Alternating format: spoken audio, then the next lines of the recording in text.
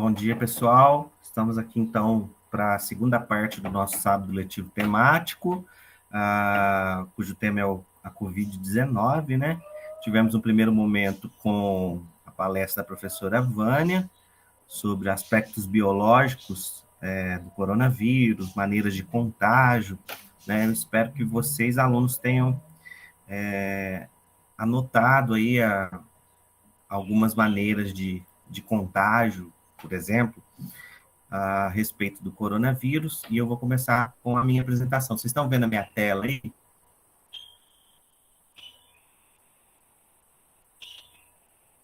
Sim, Davi, tá sim. Eu Tá? tô. Eu tô. Tá Ok. sim, perfeito. Também estou. Perfeito. Então, nós vamos começar com a oficina de produção do artigo de divulgação científica, ou simplesmente artigo científico, tá? Mas o que é, primeiramente, a gente vai fazer uma pequena retomada, porque às vezes a gente fala de pesquisa científica, de ciência, aí começa a misturar ciência com fé, com religião, aí vira uma bagunça, né? Não, a ciência é uma coisa, a fé, a religião, são coisas diferentes, tá? Então, a pesquisa científica, ela é empírica, ela é baseada em fatos concretos, em observações, em matérias e métodos, né? Sobre um determinado tema. Então, na primeira bolinha aí, você tem uma breve definição, assim, que eu consegui, assim, o mais simplificado possível, né? Pesquisa científica é a aplicação prática de um conjunto de processos metódicos, que a gente chama de metodologia, né? De investigação, utilizados por um pesquisador, que é o cara que faz a pesquisa, para o desenvolvimento de um estudo, onde se quer sempre chegar a um resultado. Alguns procedimentos iniciais para o desenvolvimento da pesquisa é a elaboração de um projeto, né? Você faz um projeto, né, com relação ao seu objetivo de pesquisa e ao seu objeto de estudo. E aí você vai fazer o recorte da parte do objeto que você quer estudar, você vai definir os objetivos que têm que ser cumpridos em determinado prazo, existe um prazo, né? Algumas pesquisas elas são financiadas por agências de bolsas de fomento, enfim. E a definição de metodologia são procedimentos rigorosos de estudo e observação, né? Que já vêm sendo desenvolvidos dentro da área científica há vários anos, né? Há também algumas, se for o caso, por exemplo, uma pesquisa de doutorado, ela precisa que haja um levantamento de hipóteses. O que são hipóteses? Coisas que podem ou não ser confirmadas, né, ao longo dessa trajetória, dessa pesquisa. É por isso que a gente chama de hipótese, porque se ela for confirmada, ela vai virar uma tese, ou seja, uma teoria nova sobre um determinado assunto, tá? É preciso que exista um cronograma, né, de ações. Nesse mês aqui eu vou, sei lá, mapear a carga genética do coronavírus. Depois eu vou... Eu não entendo dessas coisas de biologia, né? Mas, enfim, é preciso que haja um cronograma rigoroso para a gente poder cumprir aqui o prazo, ok? E é preciso que haja também um referencial teórico primário, pelo menos ali dentro do projeto de pesquisa, que é o que vai te orientar por onde começar, quem que você precisa ler, quem que você precisa estudar, né?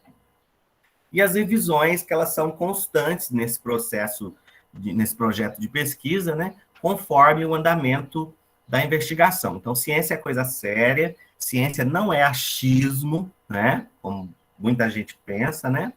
E aqui eu trouxe um vídeo, vamos ver se vai passar aí para vocês.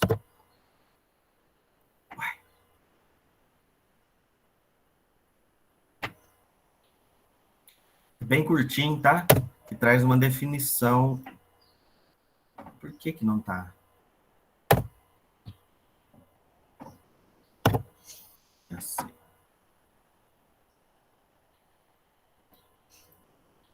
Só um minuto, tá, gente? Problemas técnicos.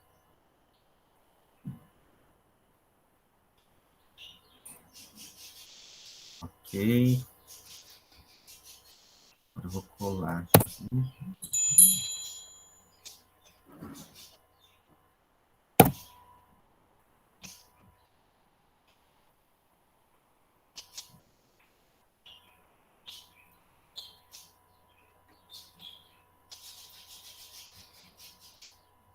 Vê se está aparecendo aí, só a minha guia.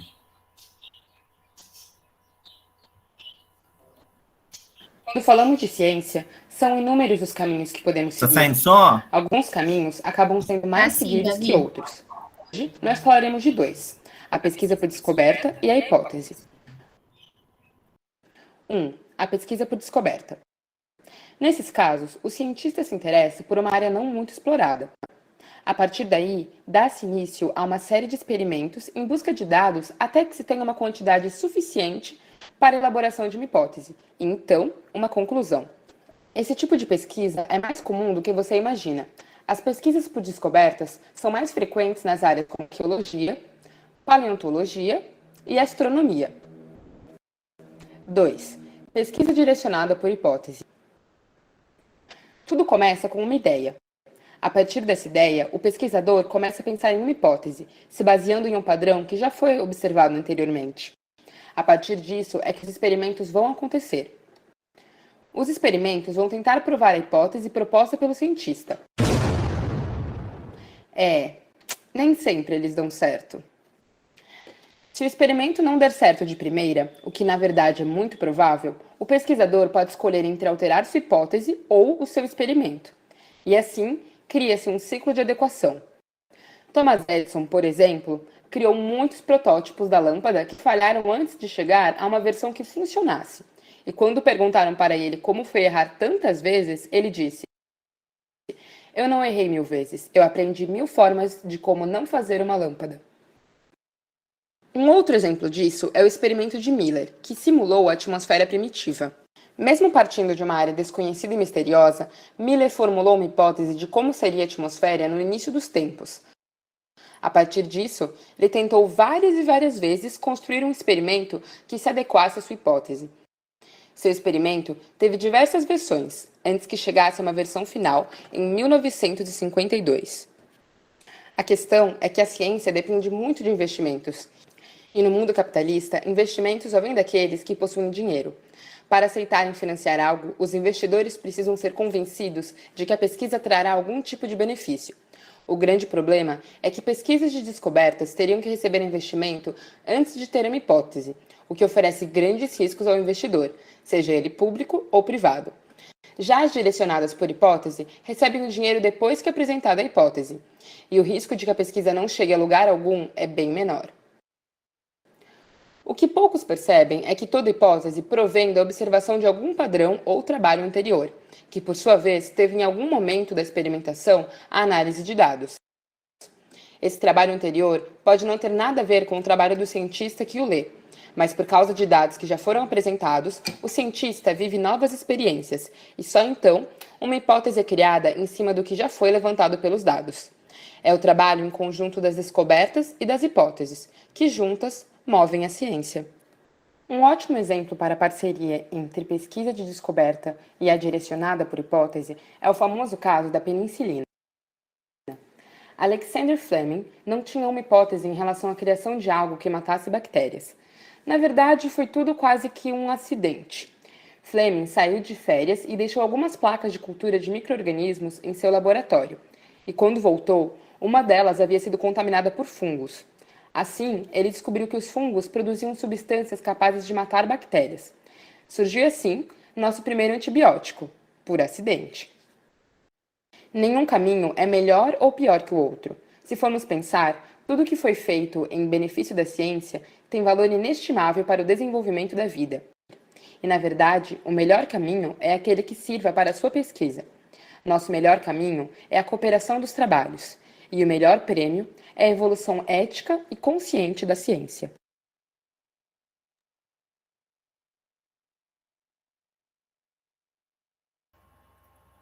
Então, vocês perceberam que é preciso, né, as pesquisas que têm projetos mais elaborados, com levantamento de hipóteses, elas elas têm uma certa chance de conseguir essas bolsas de fomento com uma maior facilidade, digamos assim, né? Então, aí a gente tem um... Peraí, gente. Aqui a gente tem uma... Vocês estão vendo a minha tela aí? Sim. Peraí. Aí.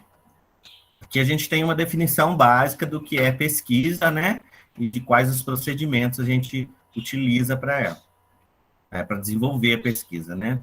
E a pesquisa para desenvolver vacinas, né? Nós temos diversos métodos e procedimentos para o desenvolvimento da pesquisa científica nas diversas áreas do conhecimento, por exemplo, né?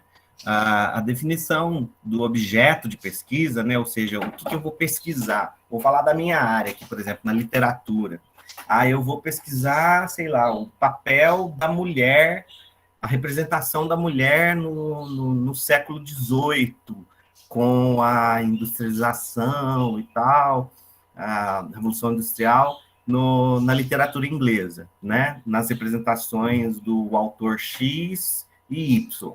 Ver como é que essa imagem de mulher aparece ali, né? Eu posso fazer uma comparação, eu posso fazer analogias, eu posso usar um conjunto de metodologias diversificadas, tendo em vista onde eu quero chegar com aquilo, ou seja, o meu objetivo final ou a minha hipótese, né? Esse conjunto, essa definição do objeto de pesquisa, somada a esse conjunto, esse aparato metodológico e teórico, a gente chama na pesquisa de epistemologia, ok? Mas então, como são feitas as vacinas? Aí eu trouxe um outro vídeo aqui, ó. Só para matar a curiosidade aí de quem... Como são feitas as vacinas? Porque a Unifes 3 Milhas consegue passagens aéreas com até 50% de desconto. Porque acreditamos que com inovação e tecnologia podemos facilitar o acesso à viagem.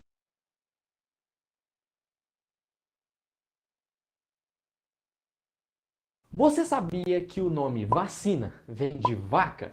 Isso mesmo. Pode parecer estranho. Presta atenção na metodologia. Nesse vídeo. Na pandemia que estamos vivendo, tudo o que queremos saber é quando uma vacina será criada para tirar a gente logo dessa situação desagradável. As vacinas não são tão simples assim de se fazer. Mas o que é uma vacina? E para que ela serve? E por que ela demora tanto para ser fabricada?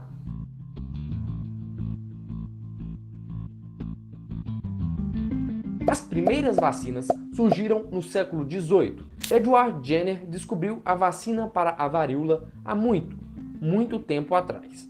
Ele fez uma experiência comprovando que, ao inocular uma secreção de alguém com a doença, com a varíola, em uma pessoa saudável, essa pessoa desenvolvia sintomas muito mais brandos e se tornava imune, ou seja, ficava protegida. O Jenner ele desenvolveu essa vacina através de outra doença. Ele pegou a varíola de vacas porque ele percebeu que pessoas que estavam ordenhando as vacas, elas ficavam imunes à varíola humana. Por isso, o nome vacina significa em latim de vaca, porque você pode perceber que a primeira vacina tem uma ampla relação com as vacas. E por isso, por analogia, todas as outras vacinas que surgiram tiveram o mesmo nome de vacina, mesmo não vindo da vaca. Mas é uma homenagem à primeira vacina.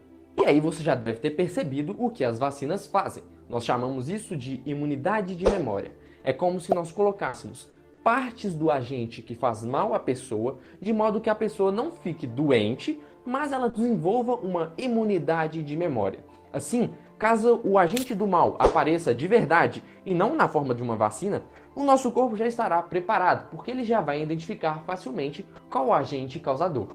Até aqui você já entendeu a história das vacinas e como elas funcionam. Mas chegamos à terceira pergunta, que é por que elas demoram tanto? Especialmente no caso agora do coronavírus. Por que nós temos que esperar tanto tempo para o desenvolvimento de uma vacina? Em primeiro lugar, nós devemos lembrar que a ciência ela é cautelosa. E tudo que envolve o ser humano tem que ser feito com muito cuidado. Desse modo, uma vacina passa por vários processos. Desde a ideia inicial, até colocar essa ideia em prática e ver se essa ideia funciona.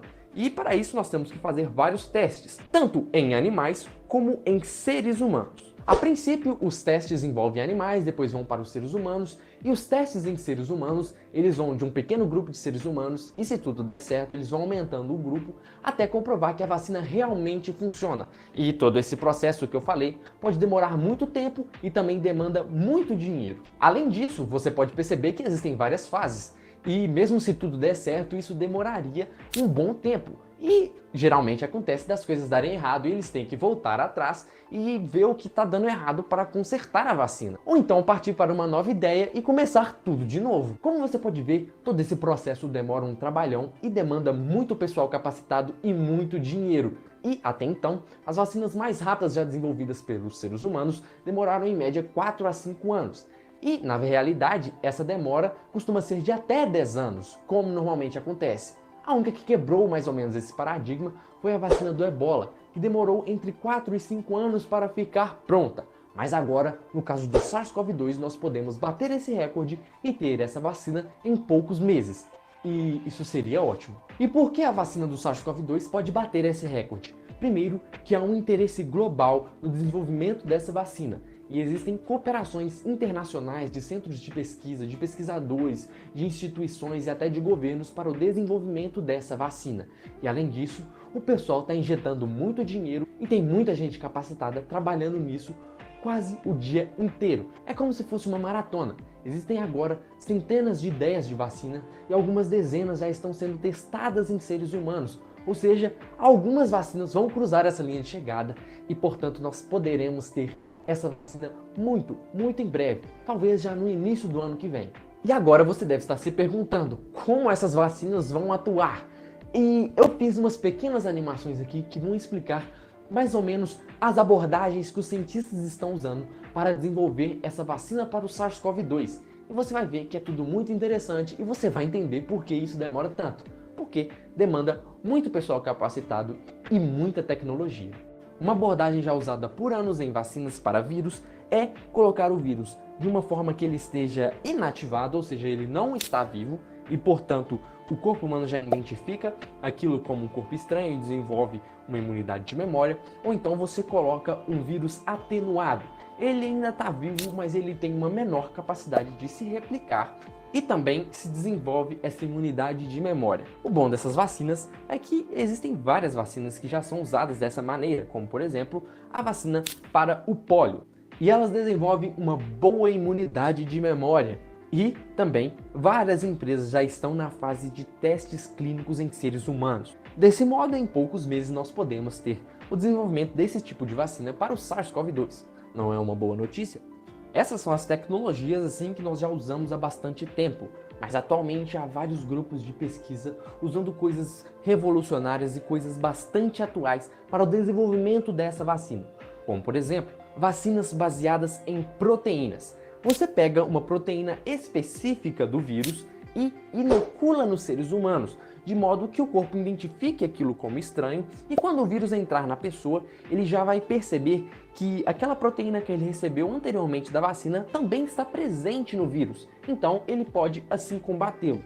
Outra abordagem, inclusive sendo usado aqui no Brasil por um grupo de pesquisa da USP, é o que eles chamam de VLPs, Virus-like Particles, que são partículas que exteriormente são muito parecidas com o vírus, mas em seu interior não há material genético para se replicar, ou seja, o corpo pode até identificar que aquilo seja muito parecido com o SARS-CoV-2, mas na realidade não é.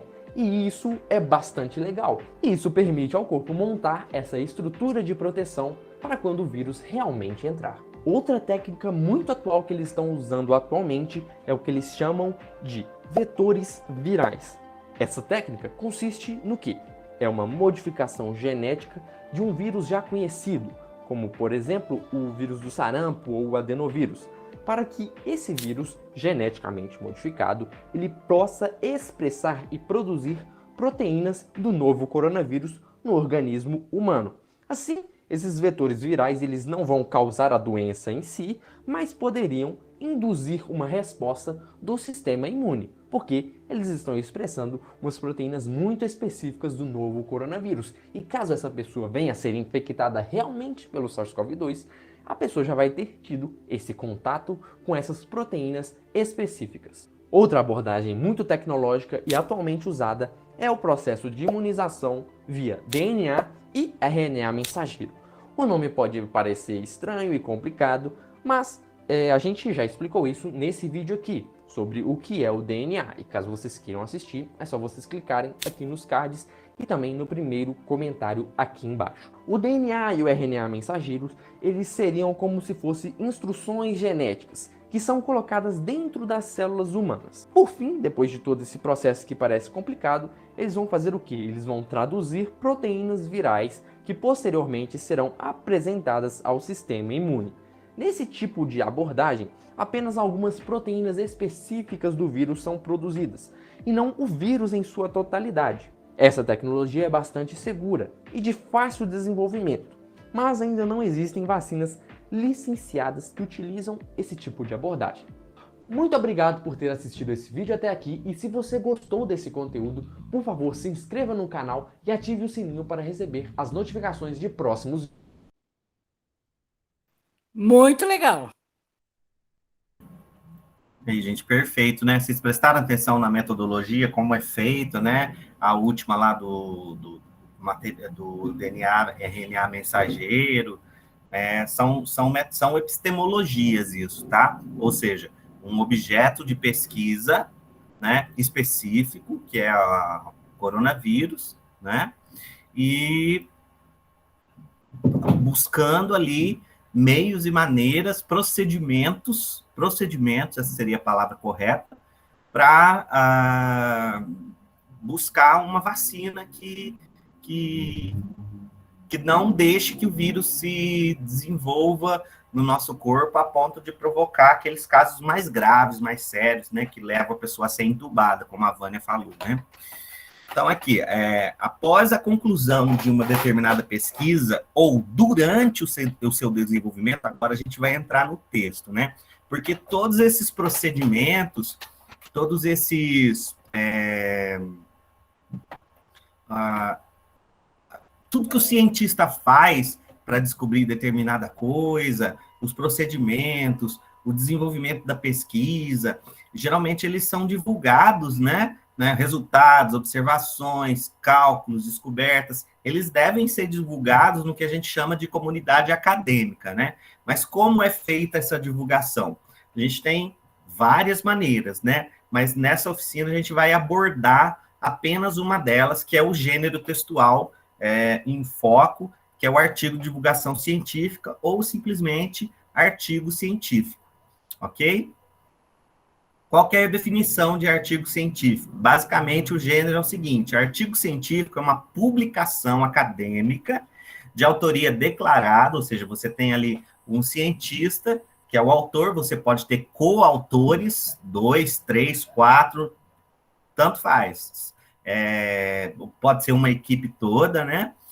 De autoria declarada, que apresenta e discute resultados, ideias, métodos, técnicas e processos produzidos em uma determinada pesquisa científica, produzida pelas diversas áreas do conhecimento. No caso aqui, a gente está falando da biologia, ou da medicina, ou, enfim, no caso da Covid-19. Mas eu posso fazer pesquisa na área de humanas, em artes, por exemplo? Posso, né? Só que aí o objeto de pesquisa e o arcabouço teórico metodológico, a epistemologia vai ser outra, entendeu? Então, a gente tem que escolher esses métodos, a metodologia e todo o referencial teórico que se encaixe melhor para o meu ramo do conhecimento, a minha área de conhecimento e o meu objeto de pesquisa, ok? Então, a definição de artigo científico é essa aí. Ficou claro para vocês? Alguém tem alguma dúvida?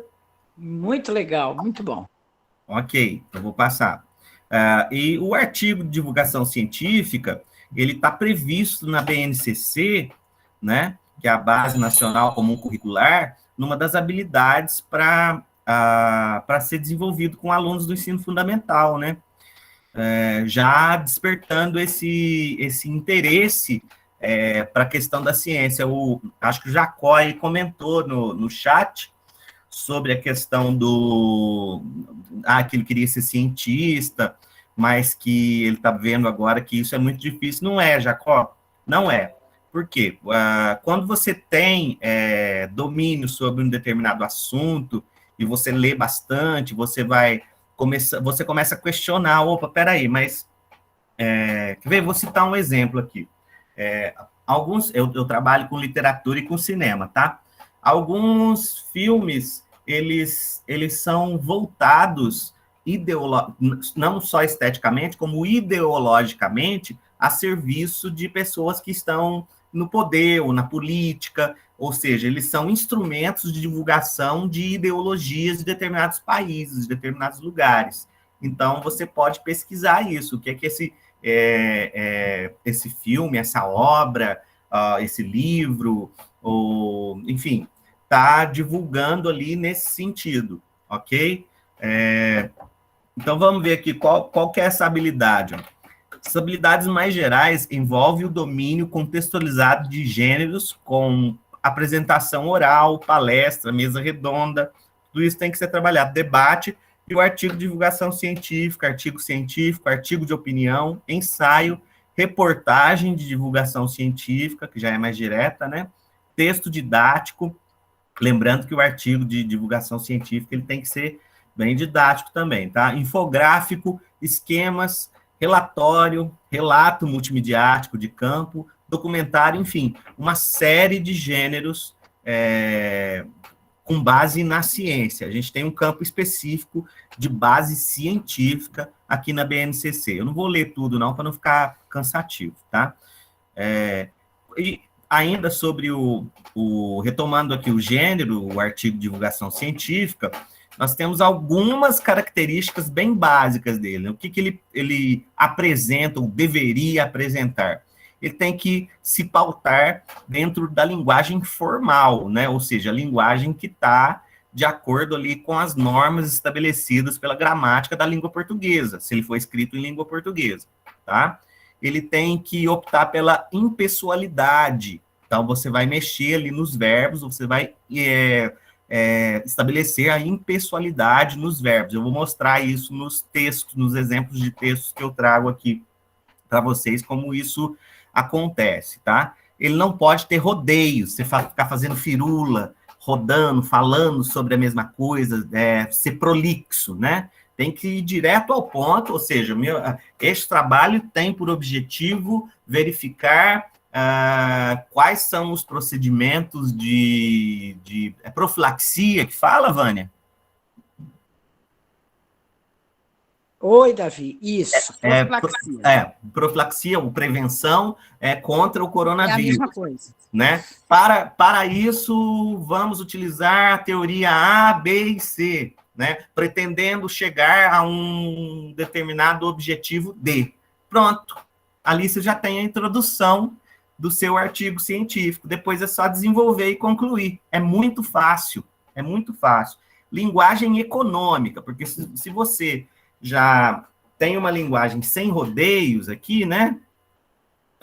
Você vai optar por uma linguagem econômica, que vá direto ao ponto. E ele tem que ser didático, o mais didático possível. Por quê? Porque você está explicando, né, a sua ideia, a sua descoberta, os seus experimentos, você está demonstrando ali, né, por A mais B, que você chegou a um determinado resultado. Então, ele tem que ser didático. Você pode usar figuras, imagens, citações de outros autores que já falaram sobre isso, para poder dar mais uma sustentação para tudo aquilo que você está falando, né, na questão da argumentação, enfim. E tem determinadas regras, né, específicas de formatação, que geralmente elas seguem as normas ABNT, que é a Associação Brasileira de Normas Técnicas, por exemplo.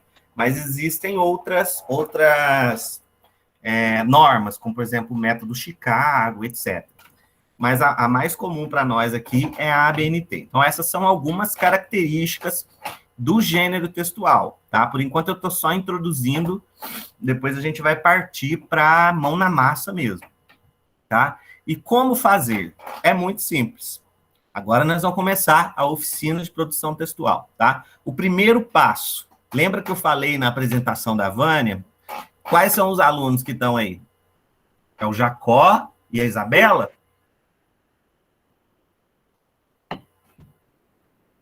Jacó, Isabela? Oi. Então, lembra que eu falei para vocês Oi. fazerem anotações da apresentação da Vânia? Sim, Vocês fizeram? eu fiz. Então, esse é o primeiro passo, né? Tem mais uma aluna, Davi, acho que é a Maria Cecília, do sexto B. Tá pedindo para entrar? Não, ela está participando também. Tá, Maria Cecília. Eu acho que é a Maria Cecília. Então, oi Maria Cecília, bom dia. Vocês fizeram as anotações? O primeiro passo é esse. Então, dá uma olhada nessas anotações, vê o que mais chamou a atenção de vocês. Eu sugiro que vocês, já que a gente vai retornar, né, no ensino híbrido, eu acho que uma boa sacada para essa oficina é que vocês foquem ali na apresentação da Vânia em tudo que ela mostrou sobre prevenção ou profilaxia. Quando eu falar de profilaxia, eu estou falando de prevenção. É a mesma coisa, tá? Então, dá uma grifada aí, ó, em tudo que ela falou sobre prevenção contra o coronavírus. Como, por exemplo, distanciamento social, evitar aglomerações, lavar as mãos sempre que for possível, com água e sabão, não tendo água, que é o mais eficiente, né? Não tendo água e sabão, usar álcool gel, né? Enfim, uma série... E a vacina, né? Que é uma das principais profilaxias. Então, o primeiro passo é esse. Observem aí as anotações que vocês fizeram, tá? E aí, o segundo passo. Aí, nós já vamos começar a escrever. Depois que você observou tudo que você anotou ali, os tópicos que mais chamaram a atenção com relação à prevenção contra o Covid-19, você vai escrever um breve resumo do que você pretende comunicar. Qual que é o seu objetivo? Eu quero falar sobre a prevenção do Covid-19, por quê? Porque nós estamos voltando para a escola no modo presencial, no modo híbrido, né, que é o presencial mais o remoto, e eu quero me tranquilizar e poder tranquilizar toda a comunidade acadêmica com argumentos científicos, né? São vários, são fatos. Argumentos científicos são fatos comprovados, ou seja, não é achismo, né? São fatos, não tem discussão. Provou, ali 2 mais 2 são 4, acabou, não tem discussão, ok? Um exemplo desse resuminho, eu coloquei aqui, ó, observou-se, tá vendo, ó, o verbo, ele tá impessoalizado ali pela partícula C. Observou-se, durante a palestra proferida pela professora Vânia Campos, olha só a utilização da linguagem formal, né, que o vírus Covid-19 é transmitido pelo contato com gotículas de saliva provenientes do indivíduo contaminado. Ponto. Essa é uma observação, tá? É um fato. Aí eu vou começar a desenvolver, tá? Opa, tem gente pedindo para entrar. Aí. Dessa forma, este artigo tem por objetivo, tá vendo? Aí eu já vou especificar qual que é o objetivo aqui, ó. Certo? Tem por objetivo divulgar os procedimentos de prevenção observados na referida palestra.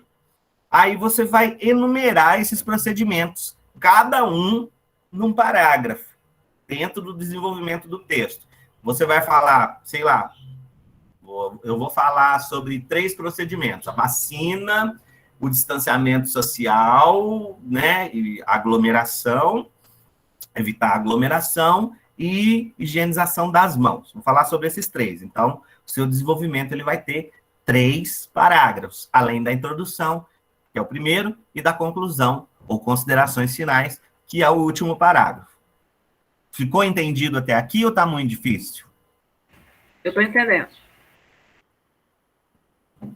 Tudo certo, Isabela? Tudo certo, Maria Cecília? Sim. Ok. Uma explicação, uma linguagem bem simples, tá? Muito bom de entender. Tá legal? Então, eu tentei colocar bem ciência para ensino fundamental mesmo. Muito bom. Terceiro passo, depois eu vou disponibilizar esse material lá no Classroom, aí vocês podem fazer isso com mais, digamos assim, sem pressa, com calma, né? E aí qualquer dúvida é só vocês me chamarem lá no Classroom mesmo ou no e-mail, ok? O terceiro passo é verificar a delimitação. O que é a delimitação? É o recorte, é o escopo, né? Delimitação do objeto. Eu quero falar do coronavírus. Espera aí, mas coronavírus é uma coisa muito ampla, né? Muito ampla.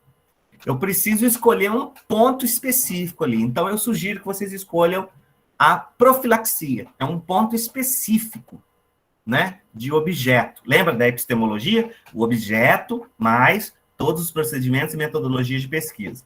Epistemologia, tá? Então, um recorte específico seria profilaxias já descobertas e já em desenvolvimento por teóricos e por cientistas, né, do mundo todo, né, no desenvolvimento da vacina e o desenvolvimento de prevenções contra o contágio. Beleza, você delimitou, né? O recorte, o escopo, né, da pesquisa é justamente esse. E o objetivo é o quê? Divulgar, para poder tranquilizar a comunidade acadêmica, para você também, como maneira pessoal, a pesquisa também tem interesse pessoal, às vezes, tá? Para você também se tranquilizar e para você demonstrar que as coisas funcionam, que a vacina funciona, que lavar as mãos, sei lá, aí você pode colocar lá no seu texto um gráfico, ó, pessoas que não lavam as mãos têm X% de chance de pegar coronavírus, é um número maior. Pessoas que lavam as mãos, mantêm a higiene rigorosa das mãos, ou com sabão e sabonete líquido e água, né, e o álcool gel, mantém a higienização em dia, já vai ter um número menor. Então, a gente pode usar gráficos, imagens, comparativos dentro do texto, tá? Só que vai ter toda uma formatação específica. Mas não se preocupem com relação a isso por enquanto, não. Aqui, na delimitação do objetivo, do escopo e dos objetivos, do objeto, perdão, do escopo, que é o recorte do trabalho, né, e dos objetivos, tem que estar claro em sua mente o que é que você pretende comunicar. Tem que estar bem claro. Se não tiver claro, você não pode ir para o próximo passo, tá? Que é o quarto passo. Você precisa deixar isso claro aqui, tá? Sobre o que aprendeu durante a palestra. Estou usando como referência a palestra da Vânia, tá? Lembrando também que o artigo científico, ele tem como público leitor a comunidade acadêmica, então você não pode fazer feio. Vamos simular aqui, você está escrevendo, qual que é o seu receptor, qual que é o seu público leitor. São cientistas, assim como você. Você aqui é um pequeno cientista. Estamos simulando isso, tá? Faz de conta. Então, você está escrevendo para essa comunidade acadêmica, beleza? Tudo certo até aí? Sim. Ok, então, delimitado o tema, né? Objeto, escopo e objetivos, e feita todas essas observações, eu já sei sobre o que eu vou falar, tá bem claro, aí você vai para o quarto passo, ok? E o que é o quarto passo? É o desenvolvimento do primeiro parágrafo do texto, né?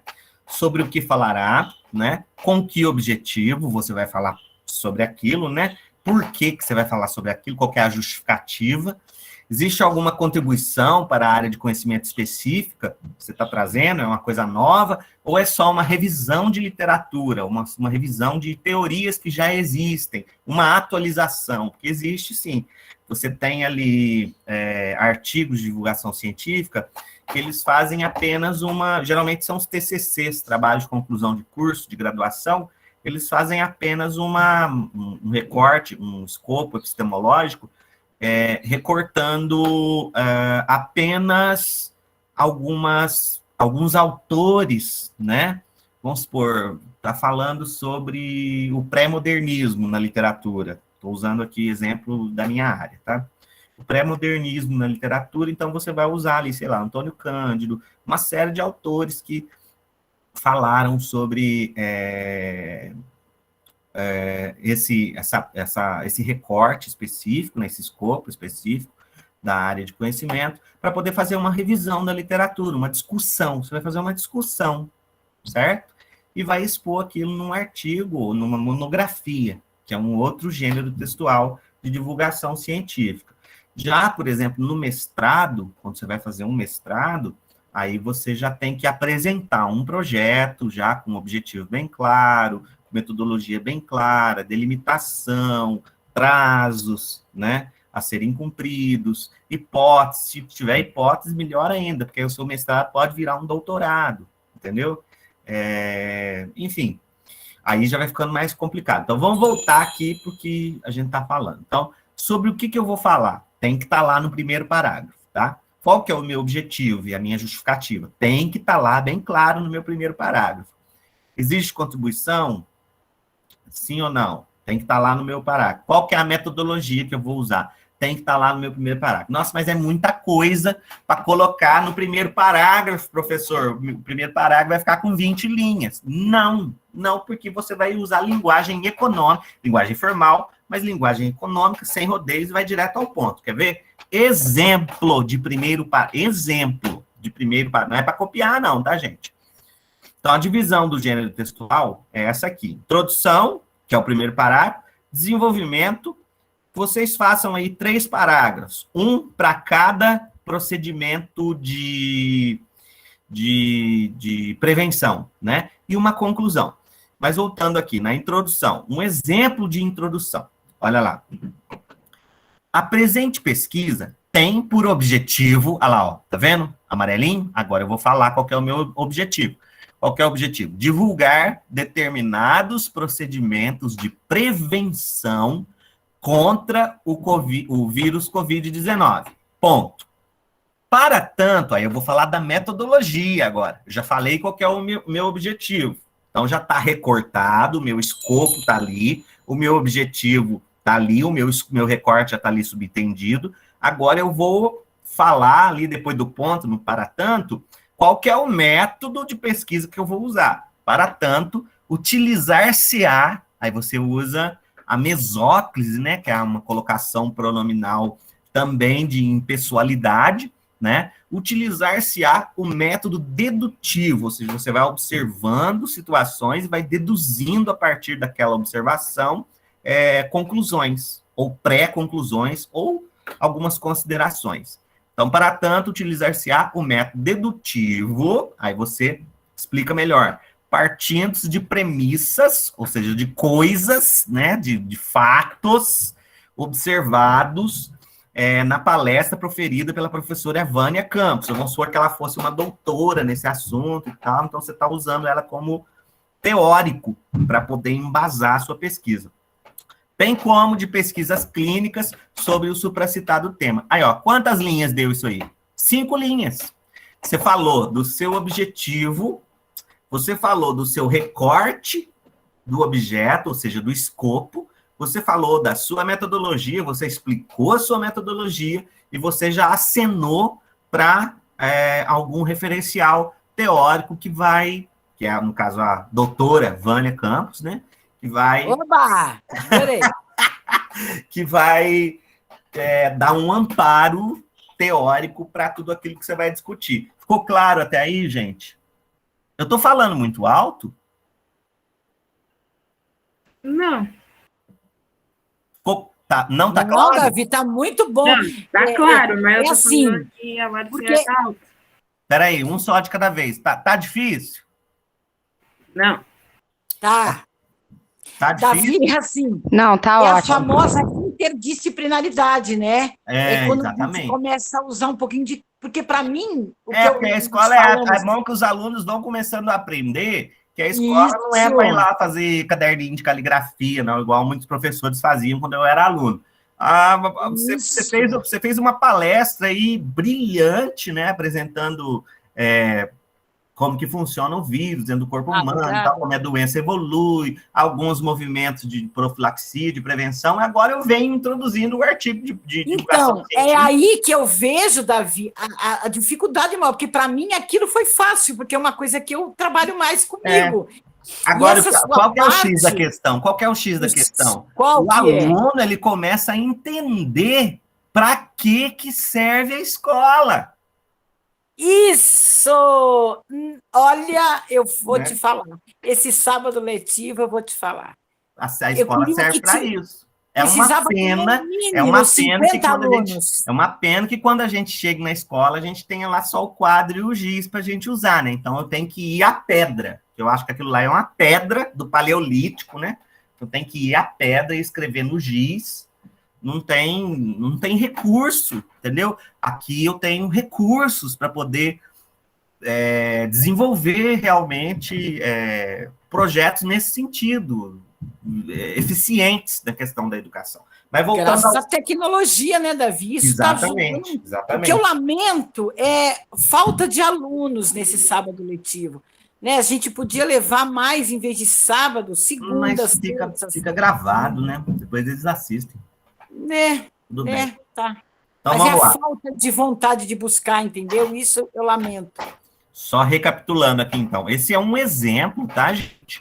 É um exemplo de introdução de um artigo científico, tá? Bem delimitado. Objetivo, escopo, metodologia, referencial teórico, por que eu vou fazer. Algumas coisas podem ficar, assim, subentendidas. Tá bem didático, a linguagem é formal, né? É objetiva, sem rodeios, enfim, tá obedecendo todos os critérios, ok?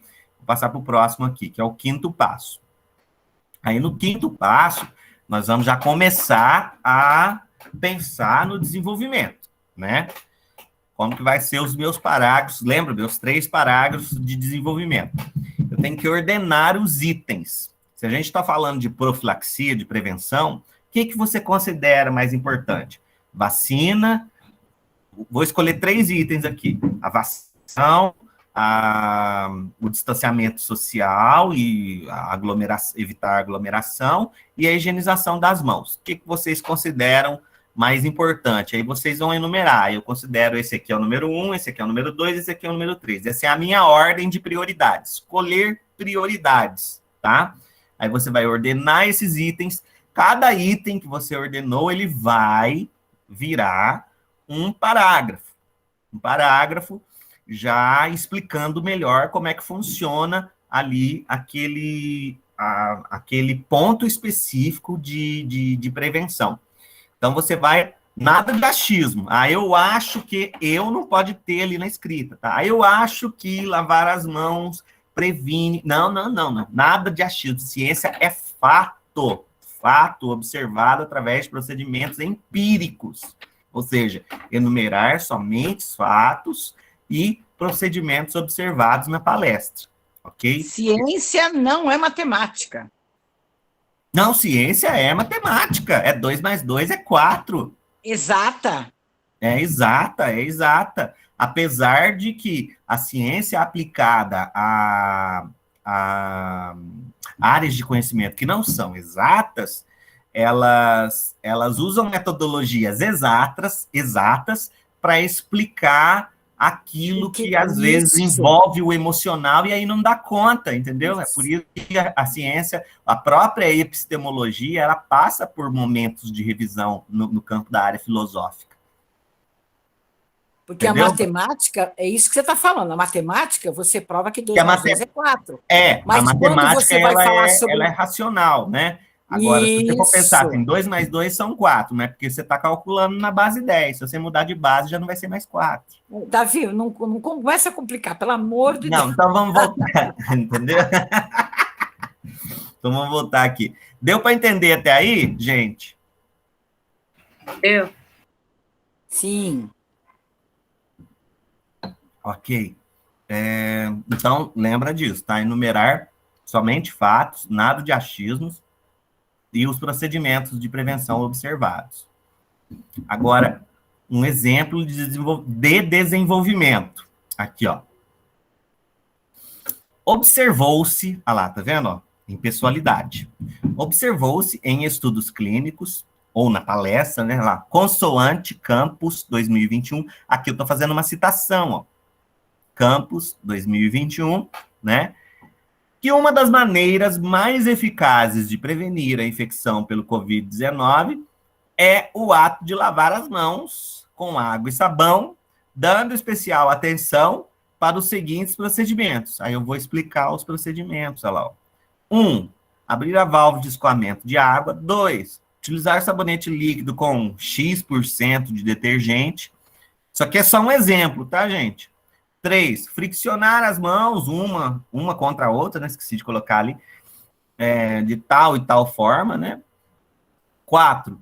Enxaguar abundantemente. 5. Secar com papel ou toalha descartável. Ponto. É isso aí, você já falou de um dos procedimentos de prevenção e já tem o seu parágrafo ali em 5, 6, 7 linhas no máximo. Ótimo, perfeito. Agora você vai para o próximo ponto.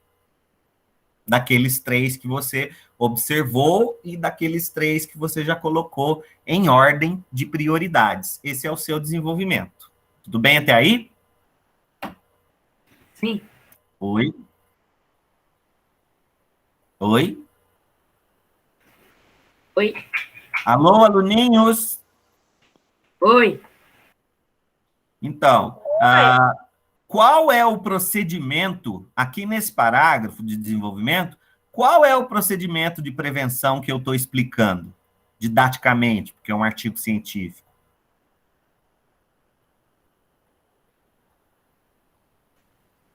Qual é o procedimento de prevenção que eu estou explicando aqui? Lavar as mãos? Prevenção. O ato de... Olha lá, ó. O ato de lavar as mãos. Manter a higienização das mãos. Ok?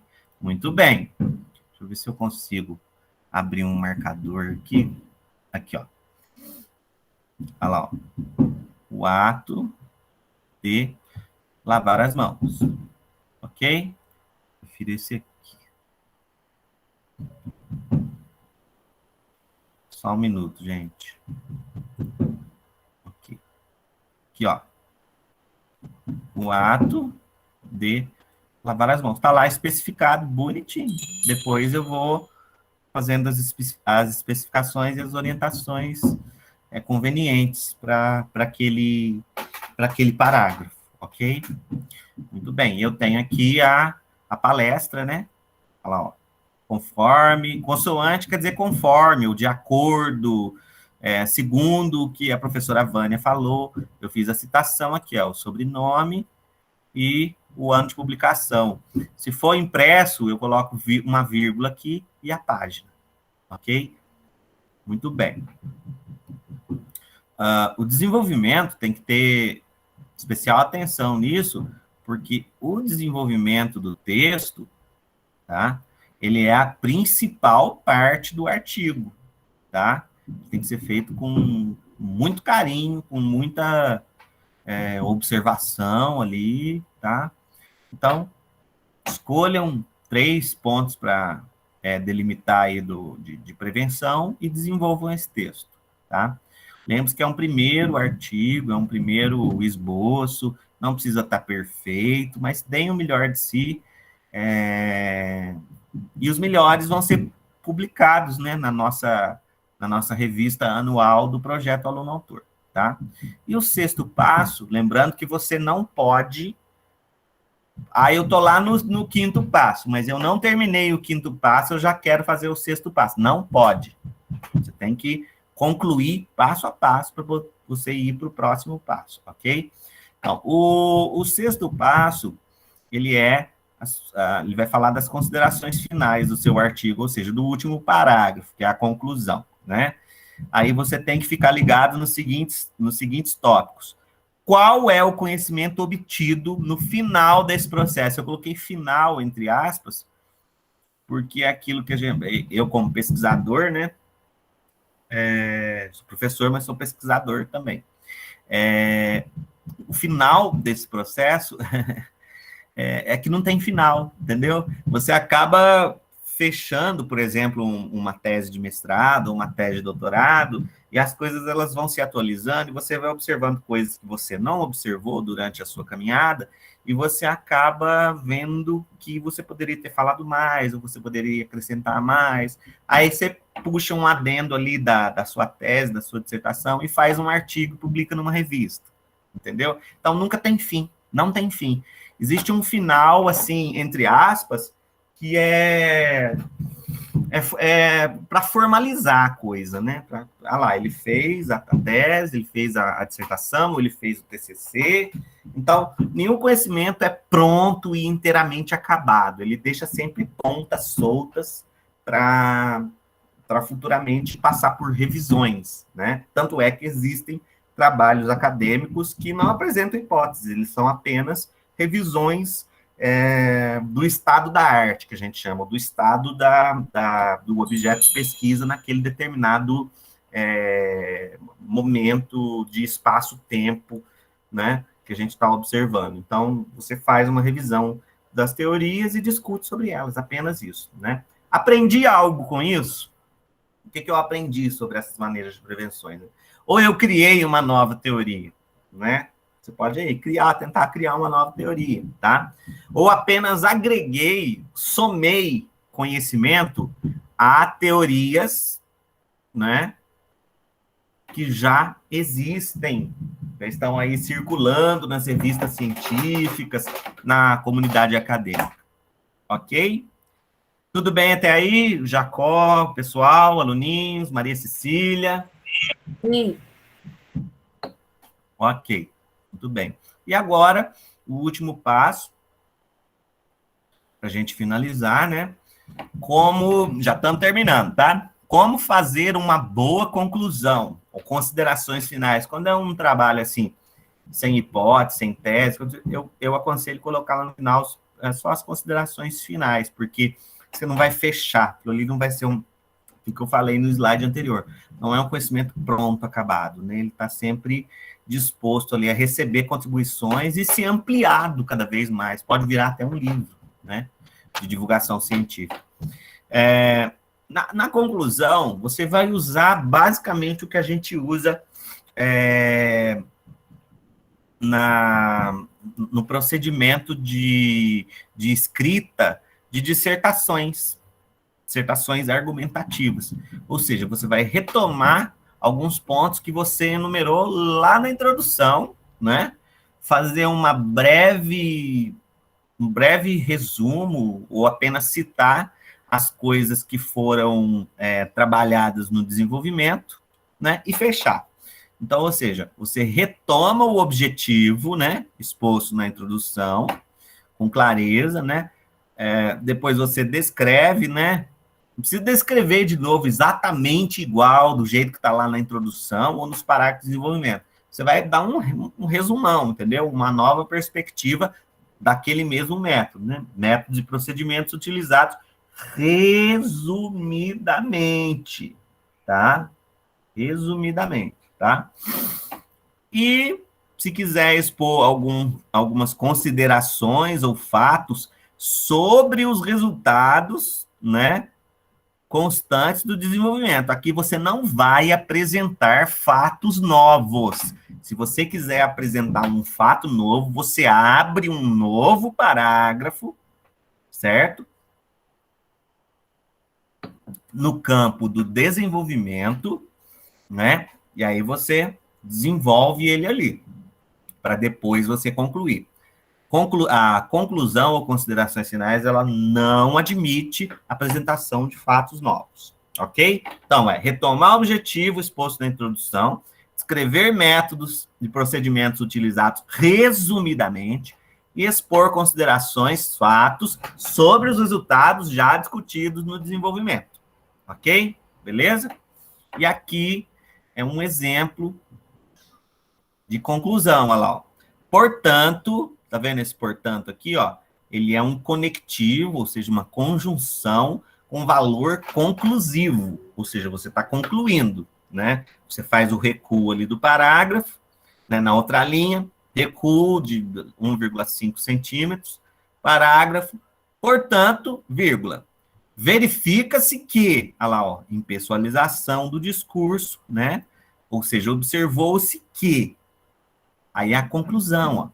Verifica-se que procedimentos de profilaxia, aqui é o objeto de estudo, né, o escopo, em relação ao contágio pelo Covid-19, anteriormente enumerados e discutidos no desenvolvimento, né, são eficazes. Aqui a conclusão que você chegou é essa, né?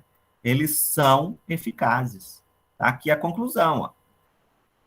Agora você vai dizer por quê. Pois, olha lá, ó, você tem um conectivo, tá vendo a importância do conectivo, das conjunções? Ela costura o texto, é coesão e coerência, tá? Pois, né? Ou porque, juntinho, sem acento, porque, vírgula. A partir do que se constatou, né? Olha lá, ó, impessoalidade, né? Em estudos clínicos. Aí você vai, sei lá, estou inventando isso aqui, né? Estudo A e estudo B. É apenas um exemplo. E ainda aqui, outro conectivo aqui, ó. Tá vendo? De soma de ideias. Eu estou somando ideias. Esse aqui eu estou concluindo. Esse aqui eu estou explicando. E esse aqui eu estou somando mais alguma coisa à explicação que eu estou fazendo. Ainda, conforme enfatiza, né, o teórico, a teórica, doutora Vânia Campos, olha lá, 2021, página tal, de todos os procedimentos preventivos que consta, que eu estou fazendo uma citação indireta, de todos os procedimentos preventivos que constam no escopo, no recorte desta pesquisa, o ato de higienizar as mãos mantém-se como o mais eficiente. Sei lá, não sei se é a vacina, não sei, isso aqui é só um exemplo, né? Até o presente momento de observação e divulgação dos referidos resultados. Isso aqui é uma conclusão, olha lá, tá vendo? Não tem nada de nossa, mas é muito difícil, igual o Jacó falou. Quantas linhas tem isso aí? 6, 7 linhas, tá vendo? E resumidamente, linguagem econômica, linguagem culta. É lógico que é preciso conhecer valores de conectivos, como fazer a impessoalização da linguagem, todos aqueles elementos que são componentes do gênero textual, artigo de divulgação científica. Com alguma dúvida aí, gente? Não. Ok. Então é isso aí. Eu vou disponibilizar. Ah, tem o 7º passo aqui, que é o último passo, tá?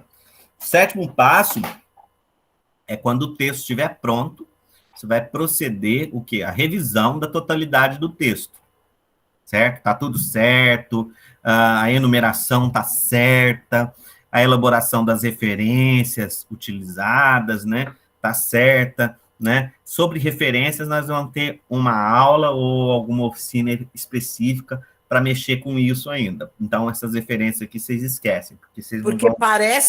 Porque parece assim fácil, né? O que a gente Não, mas é fácil, olha aqui. Só que é muito... Tá, sim. Ó, um exemplinho que você faz em 3 palitos. Tá vendo?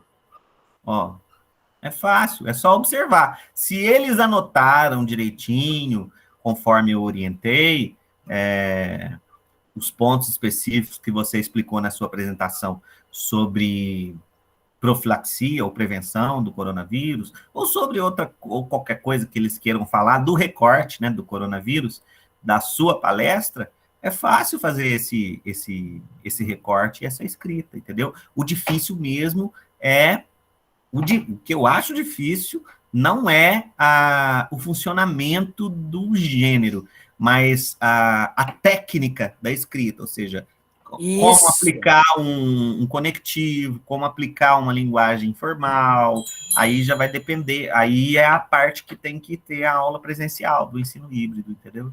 Para poder pegar na gramática, poder pegar, né, nessa parte aí das classes gramaticais, as conjunções, enfim, são conectivos, né? Mas muito bom, Davi. Nossa Senhora, deu uma abertura aqui, um up no nosso cérebro, muito bom. Então, voltando aqui, a revisão, o 7º passo e o último passo, eu prometo, esse é o último, vai acabar, tá? Enumeração, elaboração de referências, isso aí depois a gente vê. Revisão de citações, também a gente vê depois, tá? Não precisa fazer isso por enquanto, não, eu quero só o texto. Importante verificar a padronização, tá? Se você padronizou a sua linguagem numa determinada forma, didaticamente falando, e assim, a linguagem ela é meio costumeira, né? Você costuma falar de uma certa forma, você usa determinados conectivos e tal, você padronizou as suas imagens de explicação ali no centro, né, da página, com legenda, conforme as normas, porque a padronização ela tem que ser feita conforme as normas técnicas, né? Se não tiver nenhuma norma técnica exigida pela instituição, pela revista, ou pela faculdade, ou pelo periódico de publicação, você pode usar tranquilamente o padrão ABNT, certo? Mas se houver exigências específicas, aí você tem que se atentar para aquelas exigências específicas da instituição para a qual você está escrevendo o seu artigo científico, ok? Então, aqui, ó, a formatação do texto final, ela é muito importante, tá? Conforme as normas da instituição, revista, periódico, congresso, simpósio, meio de divulgação científica, geralmente é ABNT. Eu já tive artigo recusado, porque, eu lembro, eu já tive um artigo recusado, porque a formatação estava pedindo um alinhamento de 3 do lado direito, 3 superior, 2 aqui, 3 do lado esquerdo, 3 superior, 2 aqui do lado direito e 2 inferior. E eu coloquei 2,5, 2,5, 2 e 2, por causa de meio centímetro aqui na esquerda e no superior, meu artigo foi recusado.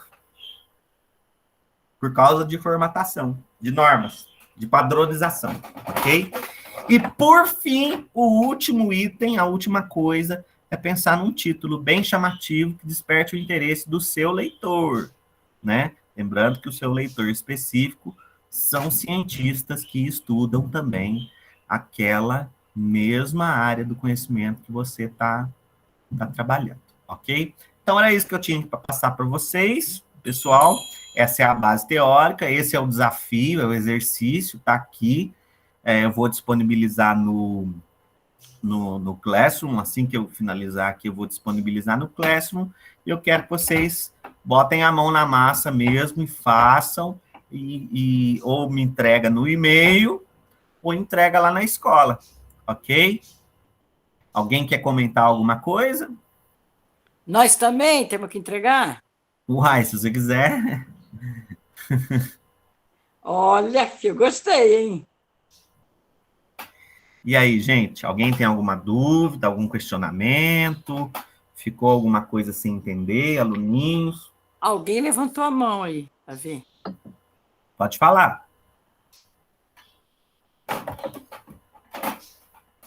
Parece muito difícil, né, gente?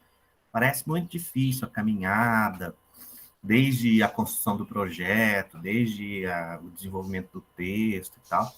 Mas lembrando aqui que a gente está falando para ensino fundamental. É assim, entendeu?